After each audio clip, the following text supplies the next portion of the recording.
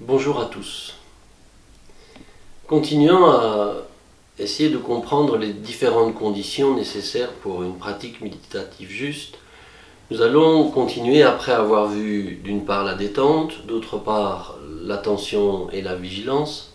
Nous allons voir maintenant comment rentrer en relation avec les différentes expériences qui s'élèvent dans l'esprit. Mais avant ça, pour mettre en perspective ou aborder de façon un peu différente l'attention, la détente, la vigilance, je voudrais vous lire un extrait d'un chant de Genun Rinpoche, où il décrit la méditation de façon très concrète, comment faire dans la pratique. Voilà ce qu'il dit. Laisse cet esprit, le tien, dans la détente, sans artifice. Dans cet état, regarde le mouvement des pensées. Établis-toi sur ce mouvement sans forcer. Dans cet état se révèle un calme. Pas d'attachement au calme. Pas de peur du mouvement. Pas de différence entre le calme et le mouvement. Reconnais ces deux états comme des phénomènes mentaux s'élevant de l'esprit. Dans cet état, repose. Ce court texte résume bien ce qu'on a vu les deux fois précédentes, à la fois une dimension de détente et en même temps une présence, une conscience, que ce soit de l'esprit en mouvement ou de l'esprit apaisé. Dans les deux cas, cela nous permet de reconnaître ces deux états et d'être dans cette non-distraction de l'esprit qui en même temps est clarté, conscient de ce qu'il vit.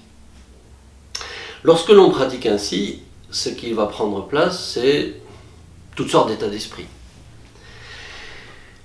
Déjà, il y a un piège pour nous, c'est que quand on entend des instructions comme celle-là, on se dit, très bien, la méditation, ça va être la détente, ça va être le calme, éventuellement le bien-être, et sans en être nécessairement conscient, ce sont des états d'esprit que l'on va chercher dans la pratique. Même de façon non volontaire, on va avoir envie d'expérimenter ces dimensions-là de l'esprit. Et en fait, il y a une idée qui va nous imprégner, c'est « il s'agit d'être bien ». Ça, c'est l'idée que nous avons en commençant la méditation, mais en fait, dans cet état d'esprit-là, nous anticipons ce qui devrait se passer. Et au bout du compte, ça va nous amener à jouer le même scénario qu'au quotidien, c'est-à-dire l'idée de vouloir être bien. D'un côté, je vais rejeter tout ce qui ne va pas être à l'image de ce bien-être, donc ce qui est gênant, désagréable, trop agité, etc. Et d'autre part, je vais essayer de m'approprier, de générer des états de bien-être, d'ouverture et de présence.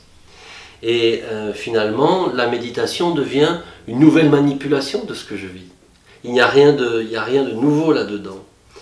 Et moi, j'appelle ça la cocoon méditation. On essaye de se trouver un petit cocon de tranquillité.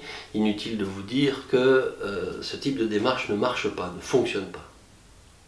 Ça peut momentanément fonctionner, mais dans un même temps, on installe les conditions de l'agitation.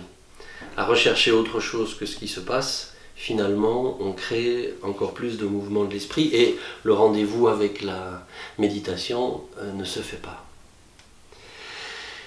Ce qui va se passer en réalité dans la méditation, c'est que nous allons rencontrer une myriade d'états d'esprit, une myriade d'expériences, tantôt des aspects agréables, tantôt des aspects désagréables. Le propos n'est pas de les juger ou de les organiser d'une certaine façon, mais plutôt lorsque nous identifions ces différents états d'esprit, d'avoir le rappel, cette attention qui nous permet de mettre en œuvre ce que dit Genun Rinpoche. Nous les laissons simplement passer, apparaître et disparaître, sans chercher à les maintenir ni à les supprimer. Que ce soit agréable ou désagréable, je suis, par ma présence, par ma détente, conscient de ce qui se passe et je le laisse se déployer. Et on va voir qu'un moment désagréable comme un moment agréable est fugace, impermanent, et laissant place petit à petit à ces différents états d'esprit, c'est là qu'un autre mode de connaissance peut prendre place. C'est là qu'une clarté nouvelle peut se développer et on peut connaître autrement le fonctionnement de notre esprit et les qualités que sont les nôtres. Ainsi, en combinant détente, attention, vigilance, et on pourrait dire cette façon de ne pas s'identifier aux différentes expériences que nous rencontrons, alors une méditation juste, non distraite, de plus en plus profonde peut prendre place. À bientôt.